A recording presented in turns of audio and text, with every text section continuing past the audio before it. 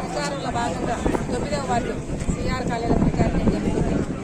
ఇంట్లో ఉన్న ప్రతి ఒక్క మహిళలు కూడా బయట నుంచి మాకు సంఘీభావం తెలుపుతున్నారు. ఈసారి తెలుగుదేశం గెలవాలి, అలాగే అభివృద్ధి కార్యక్రమాలు జరగాలని ప్రతి ఒక్క మహిళలు కోరుకుంటున్నారు.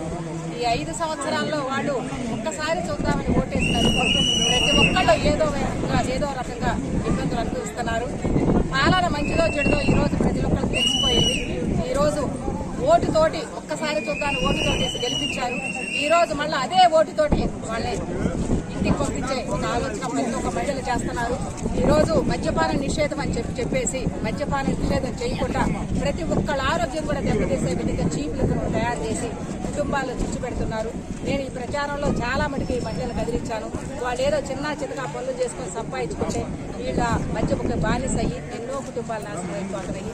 మద్యపాన నిషేధం అని చెప్పి మాట తిప్పను మడవ తిప్పను అని చెప్పిన జగన్ ఈరోజు మహిళలు ఉసురు తీసుకుంటున్నారు. వాళ్ళందరూ ఎంతో మంది ఏమి చెప్పలేక చాలా మంది మహిళలు బాధపడతా ఉన్నారు.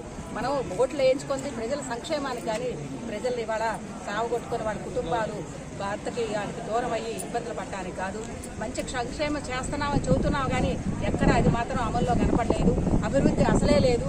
ఇన్ని కార్యక్రమాలు చేస్తున్నామని చెబుతున్నారు, ఎక్కడికి పోయినా కూడా ఈ 5 ఏళ్లలో ఏమీ జరగలేదు. మేమైతే ఓట్లు వేసాము, ఎందుకు వేసామని ప్రతి ఒక్కరు బాధపడుతున్నారు.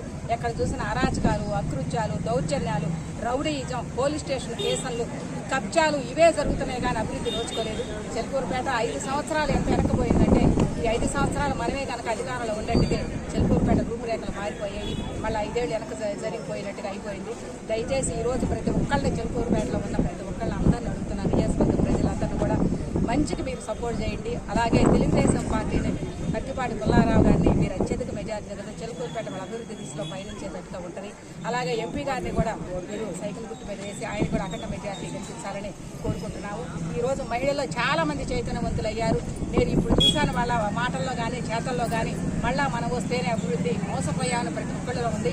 ఈ మోసాన్ని మళ్ళీ ఓటు రూపంలో మీరందరూ తిరిగి వాళ్ళకి బుద్ధి చెప్పే విధంగా చేయాలని, అదే ఎదుకూరుపేట నియోజకవర్గంలో అత్యధిక మెజార్టీతో పుల్లారావు గారిని గెలిపించాలని, సైకిల్ గుర్తు మీద ఓటేయాలని, అలాగే సైకిల్ రావాలని ప్రతి ఒక్కరు కోరుకుంటున్నారు. అలాగే జరగాలి, సైకో ప్రభుత్వం పోవాలి, సైకిల్ మీద రావాలి, అభివృద్ధి జరగాలని ప్రతి ఒక్కరు సంక్షేమం గురించి ఆలోచిస్తున్నారు. కాబట్టి వాళ్ళందరి తరఫున మేము అభివృద్ధి చేస్తామని, సార్ గారు ఎప్పుడు ఉంటా కూడా అభివృద్ధి ముందంజలో ఉంటారు. అలాగే ఏ కార్యకర్తను నేను కాపాడుకుంటా ఉన్నాను. ఏ చిన్న విషయమైనా ఆయన బిజీగా ఉన్నా కార్యకర్తలు లేని పార్టీ లేదు. పార్టీ కార్యకర్తలు పార్టీ ప్రధాన మోసుకొని 4.5 సంవత్సరాలు కట్టికి ఉరుకు లేకుండా ప్రతి ఒక్క కార్యక్రమం చేసుకుంటూ వచ్చారు. అలాంటి వాళ్ళు ఎప్పుడు కూడా పార్టీని, నేను నమ్ముకున్న వాళ్ళని కార్యకర్తలు ఎప్పుడు అండగా ఉంటారని అందరికీ తెలియజేస్తూ సెలవు.